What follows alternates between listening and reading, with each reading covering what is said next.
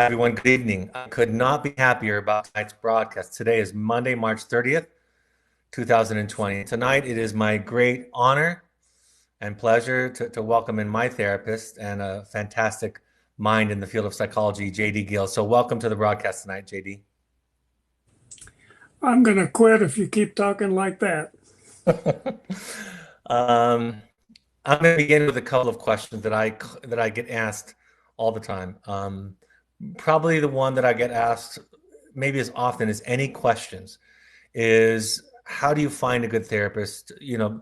How do you find one? How do you recognize one when you find them, when you go to meet with a therapist? And what is it that you look for in a therapist that you would consider to be a good therapist? Wow. I think primarily what I would look for is somebody who listens. There's something about a person having the capacity to be deeply reflective. And I think it's important that when you find somebody like that, it's amazing how well you feel heard. I mean, they just plain listen. And you can talk openly.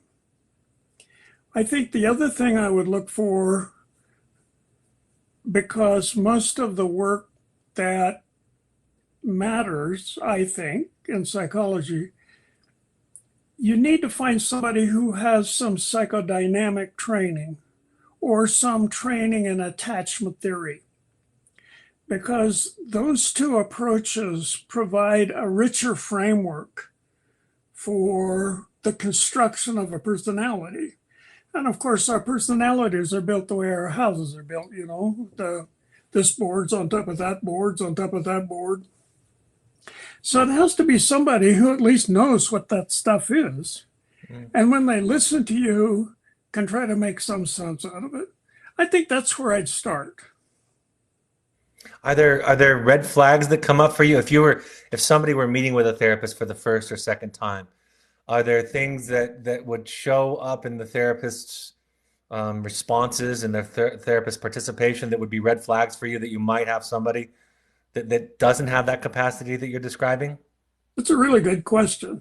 I think I would be turned off by somebody who is overly friendly. I mean, I wouldn't want the therapist to be mean, but I'd want them to be serious and to Mm. really listen. Um, and somebody that was too chatty about surface events would turn me off, I think. Another person that would turn me off is somebody that I felt was really rigid, because this is an enterprise that requires the therapist to hunt around and try to find where you are. Right. And that's not as easy as it sounds, because the therapist doesn't know you, doesn't know your background, doesn't know the context. So the therapist is kind of like going to a movie he or she has never seen before.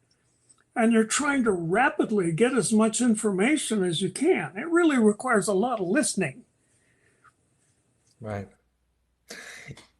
I'm wondering in the face of the COVID pandemic right now that we're all experiencing, that we're all sharing, one of the reasons why we opened this series up as we have is to provide people with another opportunity for connection during times when they might be feeling isolated. As you're working with clients, as you're working in the field and thinking in the way that you do, what about this pandemic? I guess I want to ask the question, what's unique about what we're going through and what's not unique about what we're going through? If there is answers, if there are answers to both of those questions, what's unique and what's not unique about the times that we're all experiencing right now? I think it's pretty rare for us to be this frightened. Um, in the life we blissfully enjoyed a month ago, um, we went about our business and did pretty much what we wanted. Now there's a serious threat. And depending on the bracket you're in, for a person like myself, the threat is not little. So I've been ordered by my doctors to stay inside. You know, it's kind of like I committed some terrible crime and this is my punishment. Mhm. But I think being cut off, being cooped up has two things. Either you're more isolated or you're less isolated. I was speaking with my son last night, who lives in Washington D.C., and he's at home with his family of three boys, and the oldest one 9. So it's a complete madhouse. And he was talking about the fact that in many ways his life is harder now because he's home than it would be if he was at his law office, you know. Right. So I think for others of us, it's a more of a time to be isolated, and time kind of slows down. And when that happens, you get access to memories, and you get access to events that you didn't realize were as formative as they are, or you see them in a new light. So it can be a fantastic period of opening. But at the same time, it can be an enormous period of stress because we like to keep all that stuff in the closet, you know? I mean, we don't want that out here where I can feel it and know it. It's better if it's in there where I don't know it's around. So I think just living with the fear, this is a brutal illness, and many of my friends who are doctors um, are having a hell of a time trying to keep people alive, and many of them they can't keep alive. So I don't think we've ever really faced anything quite like this. Right, right. I want to ask one other question to give some people some background. I met you in 19, I think it was 1997 or 8, might have been 7. Um, I was working at a clinic for sex offenders, and you came in. You were brought in as to do supervision with the entire team, I believe, the entire clinical team, and that's where I first encountered you. And I wrote about this in my new book that you started asking us how we felt about the clients, and it was terrifying.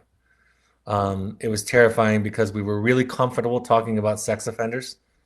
We were really comfortable talking about the people that we saw is down there. That made us feel really comfortable to keep a safe distance between us and the who we thought were the mentally ill ones there. And you had the audacity to ask us questions about our frustration, our fear, our anxiety, even our disdain at times. And it was you were gentle about it, but it was a frightening thing for me. And I knew something was different about you back then. And then a year or two later, my wife started going to therapy, and then I started going to therapy with you. So that's our background. And since then, you've written how many books did you say at the outset of this? And you're working on 14. 14 books. And if people want to read your books, what's the best way to find them? Best way is to go to Amazon and in the search window, type JD space GILL and tap the search magnifying glass, and they will come up. I also have a author's page on Amazon, and you can click on that, and they will show what's available. Yeah. If you go to my new book and you see it shows JD as being the author of the forward of my new book, and you can click on her Yeah, name there. It's hyperlinked there, and that'll yeah, take you right to all of her books and all of her pages. I just remember that. yeah. One other question before I turn it over to the audience to ask some questions. Obviously I run a wilderness therapy program as well as an intensive program, and so much of our work is looking at the early contexts of your family of origin, looking at mother and father. And that can be for some parents a very guilt-producing endeavor to kind of trace things back to their parents. And if you're the parent of a child that comes to our program, that can be very triggering for you. So the finger is being pointed right at you in this process. So, what would you say to the mothers and fathers who feel that, respond to that way, who think that maybe our emphasis in looking back at the early context and the family of origin and the wounding that may have happened there as some kind of wound that might be showing up in the symptoms we see today? What would you say to provide them with some comfort or some insight into that process if it's an overwhelming or triggering feeling for them. I think it is triggering and overwhelming. I think it's very hard to be a parent. It's very hard to have parents. I mean, it's a lousy deal, you know. And part of the problem is that none of us are had perfect parents, and none of us are perfect parents. You know, I mean, there's no way. We had what we had. We didn't get to have every background. We just had the one we had. And for those of us who are lucky, we went and started to do some work about that to try and figure out how we got so screwed up and how we can get so unscrewed up, you know? So I can't tell you how much I admire people who go into therapy, because people who go into therapy are always the healthiest people in the whole community. Everybody else wants to, but they're too afraid, you know? And it's easy to see why. Their parents were monsters. So they automatically assume that the therapist is going to be a monster. And since their parents told them everything they were supposed to do, they think that's what the therapist is going to do. But it isn't like that. You know, we go to dentists, we go to doctors, we get our eyes checked. I mean, we do all this stuff. We get our automobiles treated with kid gloves, but it never occurs to us to go to a therapist. Why? Because it wasn't something you did where we came from. Our parents didn't go to therapists, and anybody who went to a therapist was a nutcase, you know.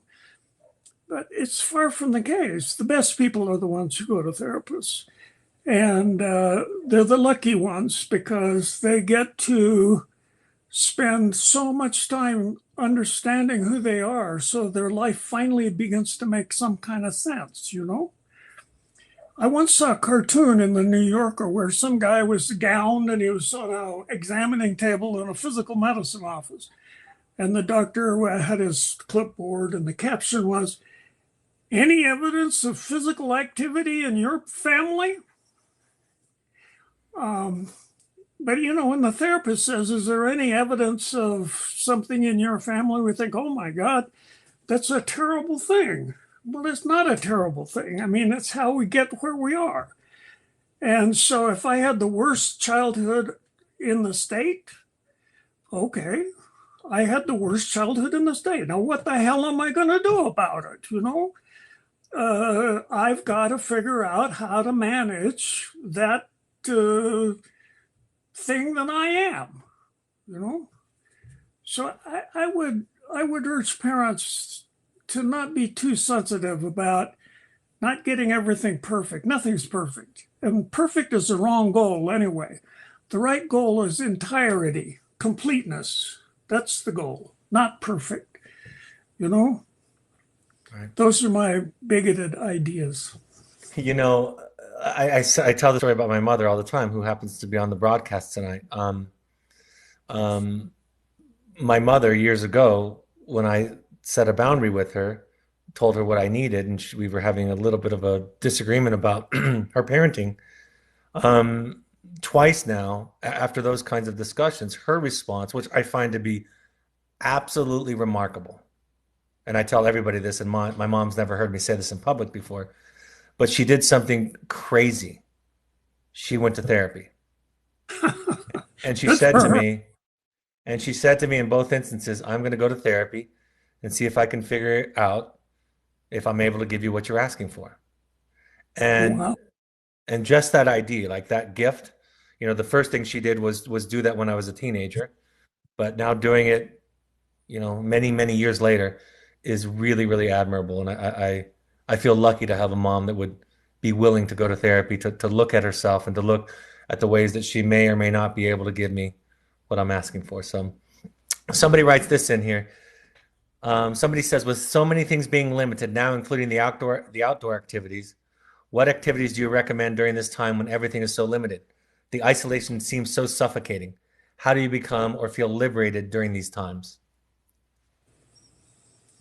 That's a hard question to answer because it depends on who you are. Um, if everything you love is outdoors, yeah, it's going to be a tough time. But there might be things you can do indoors. I mean, and you certainly are, at least in this community, it's okay to go on a walk as long as you don't get any close to anybody. So I would urge you to do that. If you get a chance to go on a walk, go on one. Um, but my refuge has always been reading, because reading kind of always has taken me somewhere else. And I can sit down with a good book. I did this morning, and 4 hours went by. I was absolutely astounded that that much time had gone by. So, I mean, I highly recommend if you can find something that's really good to read. It doesn't have to be something all the critics think is wonderful. I mean, if you like to read good housekeeping magazines, I mean, read that. I mean, read anything, just read, and that will take you away. I think it also might help if you, in the evening, can have an hour or two this television time. I'm not a TV watcher, but during this time, it really works. You can watch, absolute garbage and get caught up in it, and 2 hours goes by. So short Yeah. of that, I'm not sure. I think it matters. You should think about what really you really like and try to figure out some activity in relation to that. That's a pretty lousy suggestion, but it's I a think it start. goes in line with something I've been thinking about a lot during these times, which is to make sure to practice a lot of self-kindness, because I think for a lot of us, we judge what we do or don't do. And like the TV thing you said, you're not a TV person, but you're giving yourself permission to watch garbage and escape for a couple of hours. Um, I think that that's another thing, is that so many of us have such a difficult time when we're not doing something purposeful, right? Productive. You know, I once said to my analyst, I'm worried about myself because I'm relaxing way more than I'm used to relaxing. Of course, he thought this was progress. It shows how jaded he was. But I said, I'm really worried about this. And he said, he leaned back in his chair and he said, yes, there are times I stare at the wall, and there are times I stare at the wall and drool. Uh, yeah, it's You've told okay. me many times. It's You've told me okay. many times to go and stare at the wall, and if I can get really good at it, drool. So now I know where that comes from. Yeah. Yeah, Another, it's a good idea to give yourself some latitude, because if you're isolated, your activity level is bound to go down. There's no way you can help it. right, And I would allow that to happen. I mean, a lot of pieces can get picked up if we ever get through this. right. Someone writes in, there's so main concern uh, is my father may lose the caregiver who takes care of my mother half of the week. She is advanced stages of an illness. We live on opposite coasts, and although I arrange for everything they need in terms of food, deliveries, etc., in this quarantine, I cannot, however, replace a caregiver. My flying across the country may put my parents at more risk because of my mother's compromised immune system and the germs I would pick up along the way. My father is in no physical shape to take care of her alone. I know I need to let go. I have no idea. I have no control over any of this, but I am struggling. Well, I'm so sorry about your mother. Um, there, some of the things you may already have done that I would think of doing is, if your mother's in a big city, I would get in touch with public health people, and find out what options are available to people like your mother, because all those things have been discussed and thought through in committee meetings. If it's near a university, I would contact the university. the nursing department or the Department of Medicine or whatever is close to what her ailment is, and ask them for advice and see what they have to say, because these people often know channels and they know contacts that the rest of us don't know. If you can't do anything, then you have to begin to try and come to grips with the fact that you can't do anything. And that's a terrifying thing, because all of us have this feeling that we can do something, and we love to. That's why we're such bad patients. We get in the hospital and we won't, we just won't be patients. We need to be in charge of everything. It's crazy. So the medical people sedate us just to get us quiet. So I think that it's understandable, because it's a giant fear that you can't do something, but there are things you can't do. And I would also try to read about that. I would also try to find somebody in the therapeutic community to talk to, because that would really help you, I think, not be so harsh on yourself if you have that, if you get to the point of doing that. Right. And that other thing that having somebody is you're not alone, Right. right? Even if it's for an hour a week, not being alone for an hour a week is very, very important for us, The big right? hour. Yes, huge hour. Another question comes in. Do you believe that this could be a wonderful thing on the other side of fear? I feel so light, focused, creative more than ever. I like being alone and I'm trying to be respectful and authentic at the same time. Well, you're very lucky. You obviously have the equipment to maximize being alone. That's a tremendous asset to have. And I would say go for it. Do whatever you need to do. It may be a while, but we're in this. So maybe you could start a project you've always wanted to do, and this might be a great time to do it. But I think it's wonderful that you have the ability to entertain yourself by yourself. That's a tremendous asset. I love the idea. I mean, I'm so curious about the other side of this.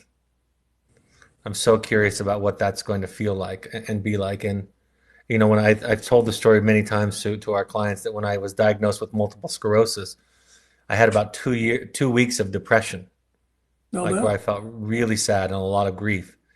And well, somewhere that's around the end of the 2 week mark, it turned to gratitude. I didn't try to be grateful. I just realized that there's a shelf life on this thing. yeah, And I'm going to, it's not going to get better. We're not getting better, right? And yeah, so I started to be grateful for my symptom is a lack of feeling on my hands and feet mostly. And so I started to be grateful for the feeling that I still had left. It was just yeah. feeling and leaning into the grief. And then because I allowed myself to go through that, then I was able to find the gratitude for what I still had. And so I really look forward to the other side of this experience for all of us. Those are lovely words. Somebody says our oldest son started Evoke 2 weeks ago, and now we are at home with our two younger children.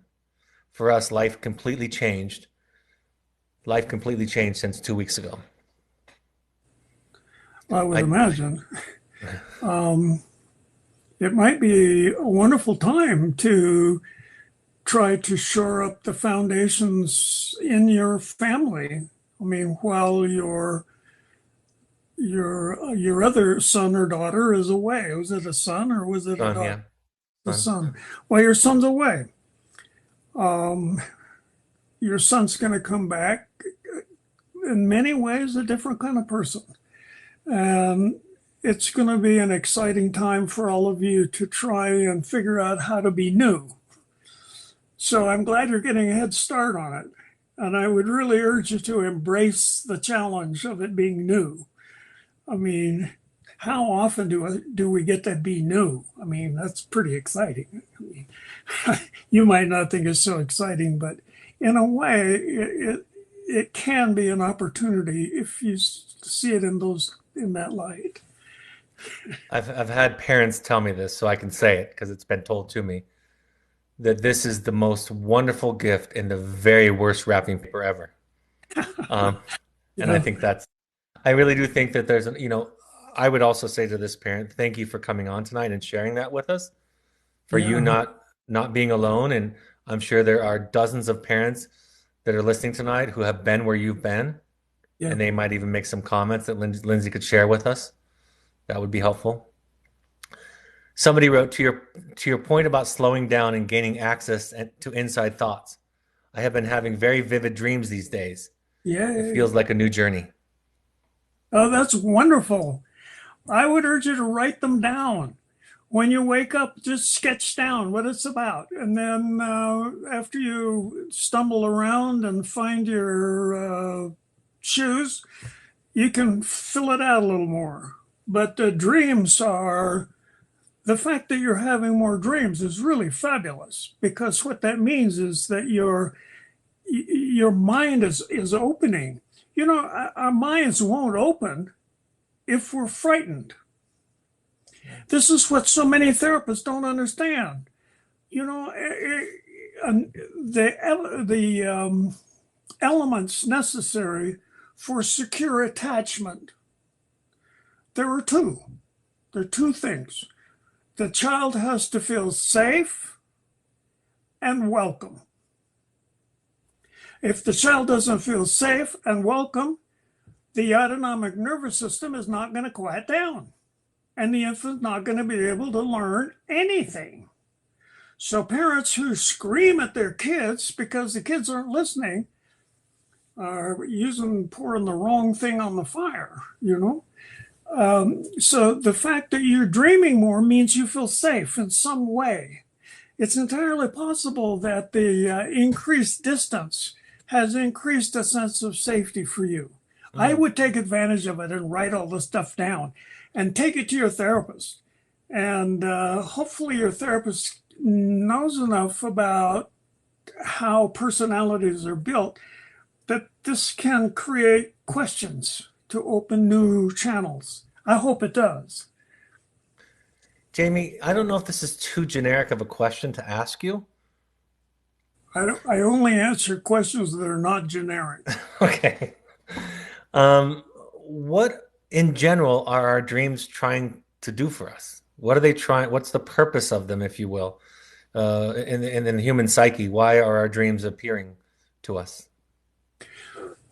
Well, you're going to get as many answers to that question as people you ask. But I think fundamentally, the dreams occur in a different language than the language you use in the day. The dreams occur in a metaphor language. And so the dreams take elements out of the day and they take elements out of things we're concerned or worried about and scramble them all up and make a story about it.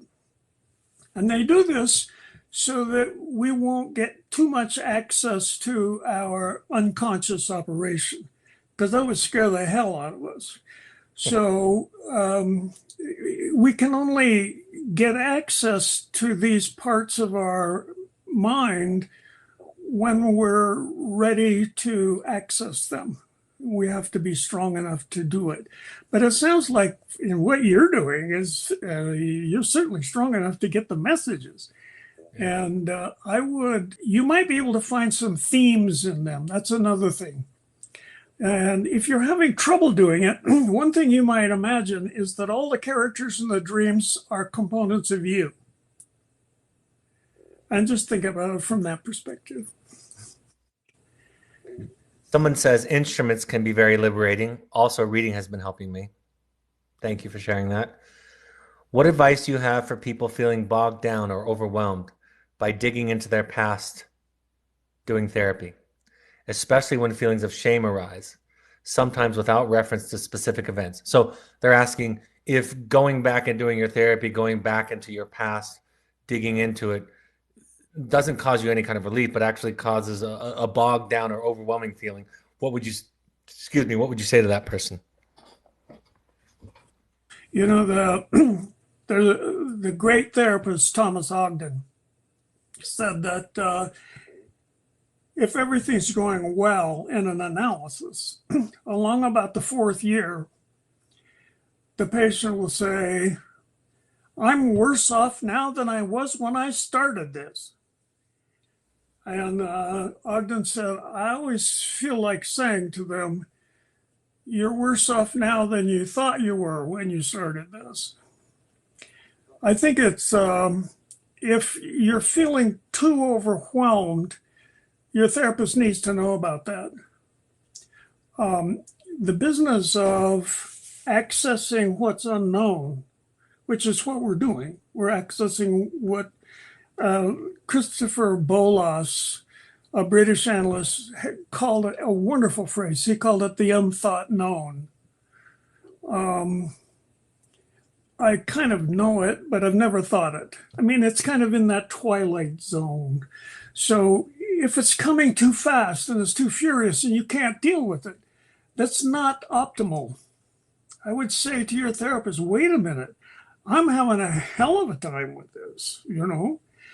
And the therapist then can figure out how to back off and add some support to the equation.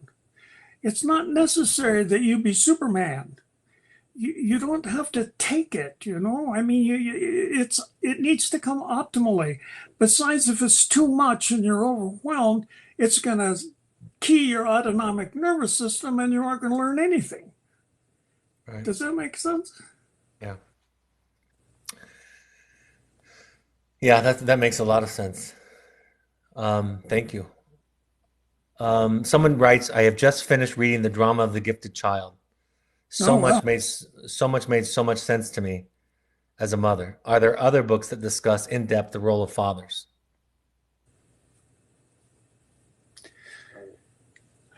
Yes. Um,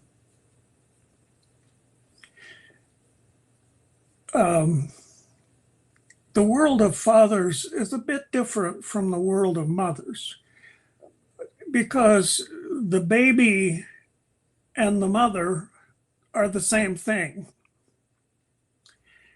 And the father is other. So the father is the child's first experience of other. And it's very critical because just as I need my mother to be able to find me and resonate with me, I also need my father to be able to find me as an other. Because if my father can't do that, I'm going to have trouble with others later on in my life, right? Mm-hmm. So there's an old story, you know, where the mother says to the child, I will always be here for you. I will never leave you.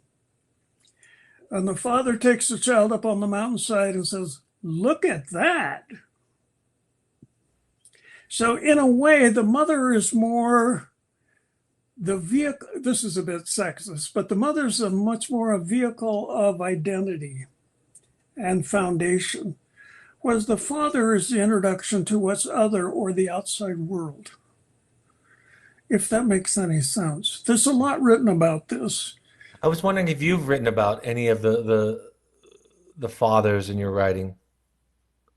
I think that I wrote about it when I wrote about the sort of ancient myths of femininity and the ancient myths of masculinity in a book called Finding Human. And the myth for the mother is the story of Aphrodite and Psyche.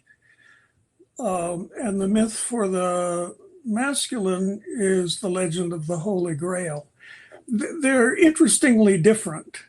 But in a way, they both require a coming to a greater awareness. You could Google up psychoanalysis of fatherhood, And I'll bet you'd get 2,000 hits. You know, Jamie, I was also thinking the drama of the gifted child Yeah, for me, and the misery of the good child, which you wrote, which reminds me a lot of the drama of the gifted child.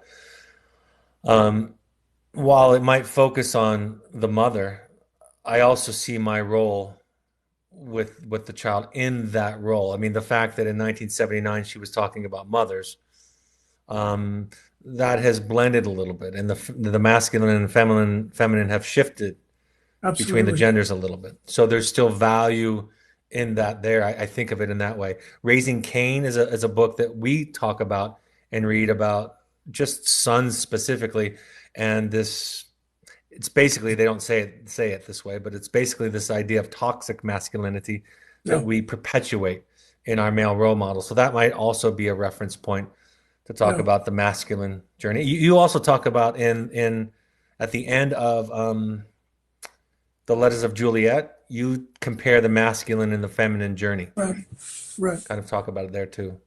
Yeah. Someone says, "Thank you for speaking tonight, Dr. Gill. I am struggling with finding routine. I'm working from home and I can't separate the work with my new quarantine life. I miss the office so much."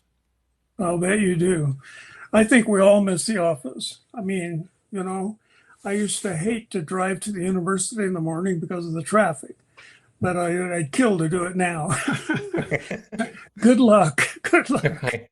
I want to go grocery shopping. I have Yeah. an immunosuppressant drug that I take for my MS, and so I'm extra careful. And I would just love to go to the grocery Yeah. stores. Wouldn't that be fun? Yeah. Someone says, in regards to the earlier commentary, so resonant. I beat myself up all the time about not being productive. Someone writes in, thank you for that, by the way. I'm anticipating my son returning from Evoke mid to late April. He's been doing well in a highly structured program. I'm a healthcare worker in a hospital hard hit by COVID-19, so Oh, can't be home with him all day. I'm a single mom. What ideas do you have about transitioning to home in this strange time? Idle time seems like a dangerous proposition for him. wow. That's tough. I would,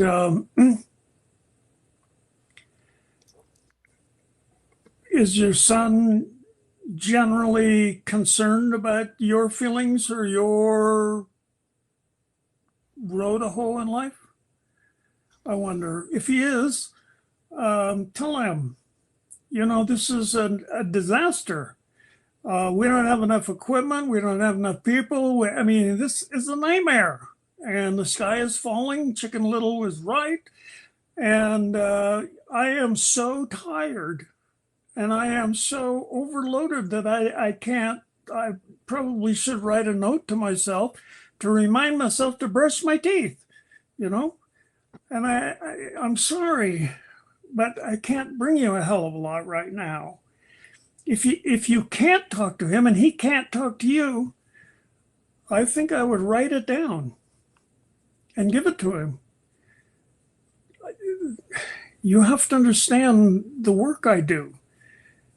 I don't have two lives every day. I only have one life, and it's used to the max. You I might was also thinking, want to contact his therapist at Evoke and try to get some pointers from that person. well, I was thinking to myself that, especially this, am I assuming it's a mom? No, she says I'm a single mom. Um, Back to your comment, a suggestion to somebody earlier that they get a therapist, somebody they can talk to. She Um, doesn't have any time to get a therapist. I yeah, mean, I yeah, wish she did. yeah, But, yeah. You might have to listen to something on the way to work yeah, where you don't feel alone with somebody yeah. talking. Somebody says, I love to read and can happily entertain myself. My worry is my children. The youngest is 16, and the pressure I feel to keep them happy and entertained, which also means not having them on their technology excessively. Also, my son, who was at Evoke and currently at Aftercare, is home because his program had to pause. And although he is happy to be home, I worry that it won't be good for him. I worry about keeping structure in place for him without micromanaging. Well, that's a great question. Um, you're, I almost feel like giving a similar answer. I mean, it's not an ordinary time. Uh, you know, my students in Oregon told me that if the barn catches on fire and you get the horses out, you want to tie them up because if you don't, they'll run right back in the barn and burn up. Now, why will they do that?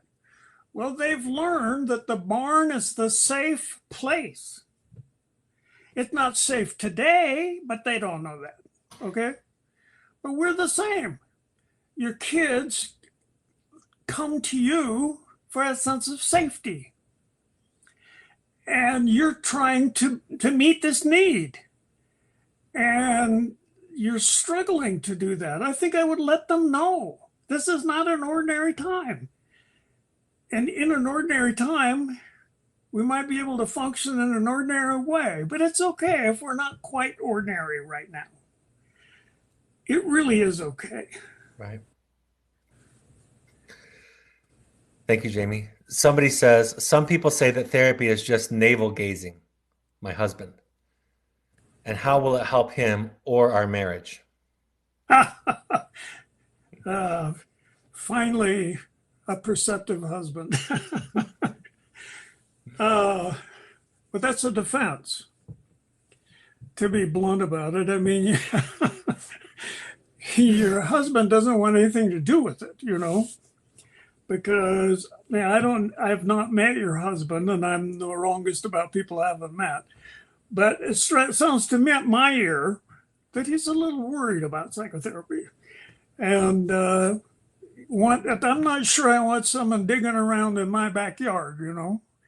Uh, so I think that therapy is can be navel gazing, you know, if you have the wrong therapist. But if you have a really good therapist, I think the therapist is not going to navel gaze with you so much as to really listen carefully and try to understand where you're coming from, what it feels like to be you, not what it feels like to be the therapist, you know. And let me say this plain and simple, if Brad hasn't already said it 1,000 times. If your therapist has the right answer for you, get another therapist. Therapists don't have the right answer for you.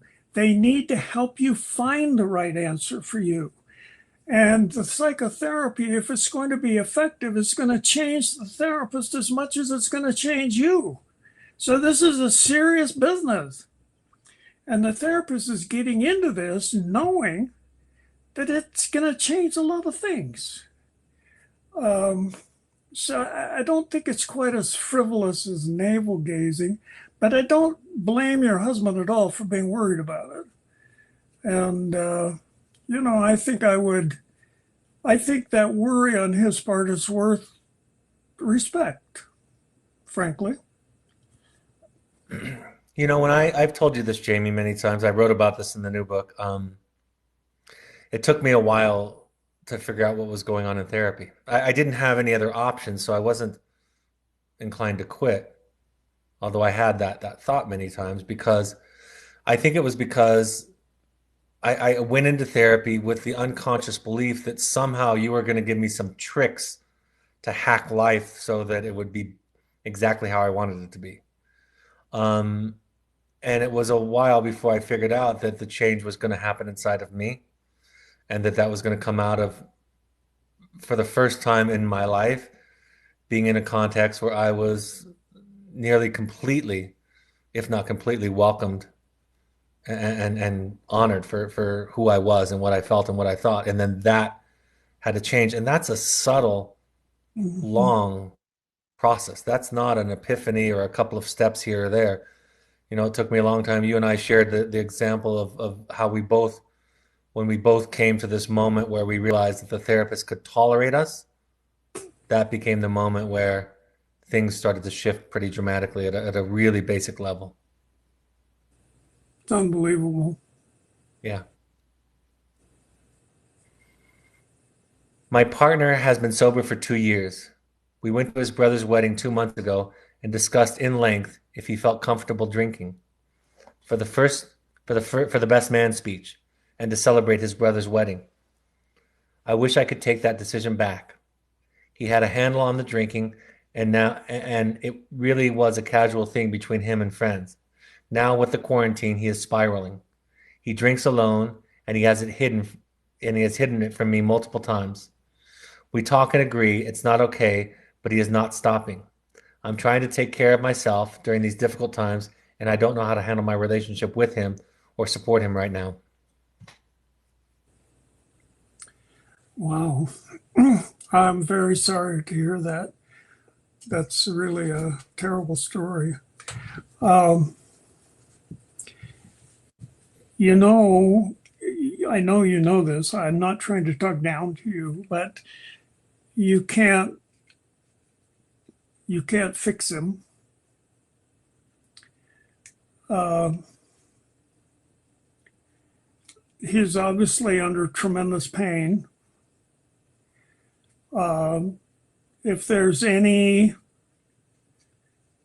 if you have any ability to talk to people at a psychiatric hospital, I would urge you to do so. You're always welcome to talk to them. Just call them up and say, I want to talk to the crisis worker.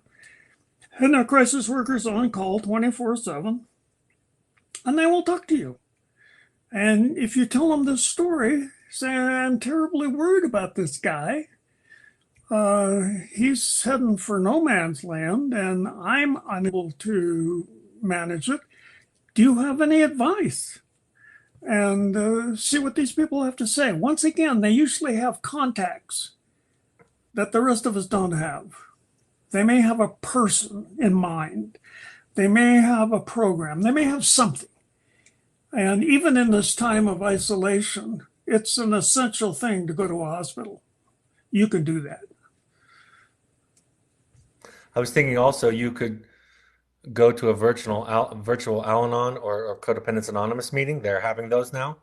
So go to coda.org or alanon.org or familiesanonymous.org. And not only can you attend a virtual meeting where you can share your story and listen to other people's stories about how they've coped with very, very similar circumstances, but everybody there will be absolutely open to the idea of contacting you one on one afterwards and just offering you kind of this mentoring role about how to Right. navigate loving somebody who's in a destructive spiral of drinking. So I think that that's another thing that you could find a contact with. You could also try to contact any of the AA sponsors and tell them the story because I mean I'm sure there's somebody who would be willing to talk to your husband or to Right. you or to both of you. Looks like we're going to run out of time. We have about 9 minutes left, but I'm gonna try to read through some of these. Some of them we might not respond to, Jamie. They might just be comments. We love to go out and about this quarantine. We love to go out and about, and this quarantine sucks to be honest. My daughter is busy, and we need to get out of the house at least once a day. Usually we go on walks, but we feel limited with our options. It's hard to stay positive. I hear you. It's miserable to be stuck in the house. I feel like a prisoner. I'm hiding behind the plant, looking out the window to see if there are any germs circulating around out there. I'm sick of it. Hmm. But it's what we're stuck with. It's not an ordinary time. The world has never seen anything like this. This is not ordinary. You know, we can't be ordinary now. And in a way, that's why I started doing these is so we could connect a little bit. Um, Connection with our similar kinds of pain and stress can offer some relief. And so thank you for joining us and sharing, and you're not alone. Absolutely. I agree about the feeling of not being able to do anything. I try not to react too much to my daughter's moods or feelings. because I know they will pass. She has at times been very distressed about the current situation, but she has also shown me her resilience. She is a recovering addict, and I have been hearing of relapses during this time. A friend's son who is in recovery OD'd last week. Oh no. That is my fear, of course, but I treasure every moment and try to just be a container, not react, but support and love her. That sounds wonderful. Doesn't it? Yes. You know, She's my daughter said to me last night, she said, "Dad, it's not anything that you're doing that's bugging me, it's your beingness that's bothering me." yeah. Well, And I I think totally understood exactly what she was talking about. yeah, exactly. All right, Jamie. Someone says, can you describe the optimal process in therapy? Um, The so, optimal process in therapy is when I describe to my therapist my dilemma. I'm how I'm feeling and what I'm concerned about. And if my therapist knows what he or she is doing, they can hear this and try to account for it in terms of developmental structure. And then start asking me about elements in my experience, in my background, and start to discover where I get this from. You know, um, my mother was a college professor, and quite frankly, she was never satisfied with anything I did. You know, I mean, it would be nice if I'd win the Nobel Prize or something like that, but what you're doing now, so it's not hard to imagine that I never feel like I'm finished. I'm not done yet, you know? Well, I know where that came from, and it's not going to go anywhere. It's wired in. But now I know how to manage it a little better. I know that there's that thought that my mother gave to me, bless her heart, and I have to deal with it for the rest of my days, you know? So, okay, if I have a dent in my fender, okay, how do I deal with it? Right? So, what in a good therapy situation happens is my life story starts to be opened out. And the therapist and I are walking through it, trying to notice things and trying to put it together so that we can somehow account for what I'm doing now or how I'm feeling now. So it makes sense. Do you understand? Then once I can kind of understand it and I can see what it is, I can begin for the first time to understand what kind of a person I am. I never have been able to know what that person's like before, and now I'm beginning to see it. It's a huge difference. It's as big a difference as people who go to college versus people who don't go to college. You know, that college education does something. I don't know what it does, but it does something, and it enables you to see the world from a different angle. And I think psychotherapy does the same thing. You suddenly realize I'm not seeing things the same way I used to. It's not that the world has changed, but I'm not seeing them the same. It's different now. I hope that's helpful a little. thank you. Someone says, please know that your son is being extremely well cared for at Evoke. The professionals and staff are wonderful. Focus on doing your work that the therapist assigns you. Learn everything you can through this process. This is a learning and growing process for him as well as the parents. Trust the process. Excuse me. Someone says, Jamie, do you recommend Iron John by Robert Bly for addressing this? I read it last year and found it very helpful. Iron John's a very interesting story, um, especially the business about the lake and the maiden and all of this kind of thing. I think there is no question that if you're a male, you can't help but know that you have a certain amount of capacity. That's what males have. They're capable. But the big question is, what are you going to use that for? Are you going to use it in the service of life, or are you going to use it in the service of destruction? And really, that's what Iron John is about, is him coming to solve that equation. So I'm delighted you're reading that. Jamie, I'm gonna just we won't get to all of these. We've received many comments and questions, and we can't really get to all of them, and I'm sorry, but I'm gonna read one last one, and then I'm gonna just ask you a couple of questions before we wrap up. Someone says, "Very good to hear, Jamie. I really admire you both. Both very inspiring and filled with wonderful insights." Um, Thank you. so again, if you want to learn more about Jamie's work, go to her Amazon page. JD Gill is her author name.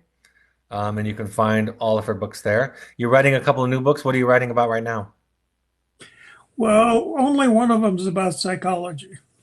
Hmm. Um, and I'll let you know the title. The title is Toxic America. So Great. it's topical. Um, what's the last favorite book and last favorite movie that you've seen, like in the past 6 months or so, or even more recently? What's your last favorite book or last favorite movie? Well, the last favorite movie I saw is The Portrait of a Lady on Fire. I saw it at the Sedona Film Festival, and I could not speak after it was over. It's so fabulous. Um, I think the book that I have enjoyed reading in the past 6 months is the psychotherapy of Pichon Riviera, who is an Argentinian analyst who basically discovered everything the object relations people were discovering, but he did it all by himself, stuck off there in Argentina. And it's absolutely exciting to read him come to these ideas all on his own. Thank you, Jamie. One last comment. I'm reading your book, The Audacity to Be You. Good stuff. The chapter on marriage has been really helpful and all makes so much sense. I love it. Thank you, JD Gill, for your contributions. Thanks. And again, Oh, I'm sorry that we couldn't get to all of your comments and questions. I really appreciate your participation and asking questions. And Jamie, thank you for everything you've given to me, my family, our lives, and thank you for joining us this evening to share with us. I'm so glad to be able to get to share with all of these people you. it's been a pleasure. All right. All right, folks. The next broadcast will be tomorrow evening at 6 p.m. Mountain Time. And tomorrow, my guest will be Rick Heiser. He's my partner and our executive director, and he's going to address all things COVID related to Evoke Therapy Programs. So if you have some questions about that, feel free to join us. And for the rest of you, all of these broadcasts, including this one, are available on the podcast app, on your favorite podcast app, on an iPhone. Just use the podcast app. On an Android, you can use SoundCloud, the SoundCloud app, or go to soundcloud.com. And all of these get turned into a podcast the next day so you can listen to them on the go. So thank you for joining us this evening. I'll see you tomorrow night. Take care. Bye-bye.